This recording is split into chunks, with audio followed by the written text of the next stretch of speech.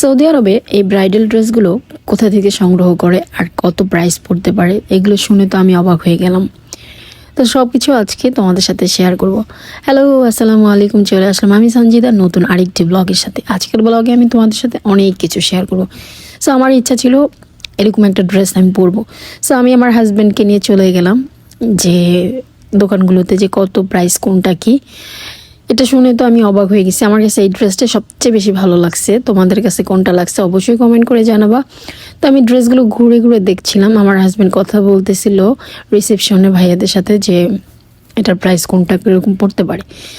তো একদিনের জন্য যদি আমি ড্রেস নিই সেক্ষেত্রে এখানে ওনারা যে অ্যামাউন্ট বললো এক একটার এক এক প্রাইস। একটার বলছে ২,৫০০ রিয়াল, একটার বলছে ৩৫০০ রিয়াল, আর একটার বলছে ২,০০০ রিয়াল। সো আমি সবগুলো শুনতেছিলাম, ভাবতেছিলাম যে এত রিয়াল দিয়ে এখানে সৌদি আরবে ওনারা নেয়, তো আবার ভাড়া করে একদিনের জন্য। সো আমার অনেক ইচ্ছা ছিল। আমার হাজব্যান্ড বলছে আচ্ছা ঠিক আছে, যেহেতু তোমার ইচ্ছা তাহলে একদিনের জন্য তুমি এটা যদি নিতে চাও তাহলে দেখতে পারো।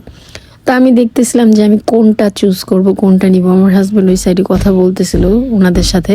তো আমার কাছ থেকে ঘুরে ফিরে এই ড্রেসটাই সবচেয়ে বেশি ভালো লাগতেছিল। তো আমি কথা বললাম যে এটা দেখো কত বলে। এটা উনি লাস্ট আমাকে বলে দিছিল যে ৩,০০০ রিয়াল হলে কিংবা ২৫০০ রিয়াল হলে উনি দিবে একদিনের জন্য।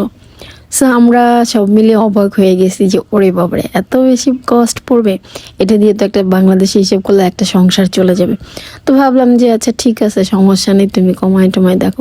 উনি লাস্ট বলছে যদিও নেন সেক্ষেত্রে আপনি ১,০০০ কিংবা ১৫০০ মধ্যে লাস্ট। সো সব মিলে আমি আমার হাজব্যান্ডকে বললাম যে থাক চলো চলে যাই, আর নেওয়া সম্ভব না এটা আমাদের। আমি অন্য একটা দোকানে গেলাম, সেম একই প্রাইসই পড়বে, হয়তো বা কিছু কস্ট কম পড়বে।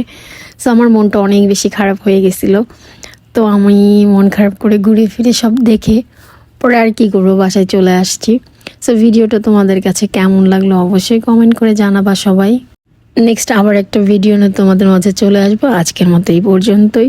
সবাই সুস্থ থেকো, ভালো থেকো, আর অবশ্যই আমার ভিডিওগুলো ভালো লাগলে কমেন্ট করে জানাই।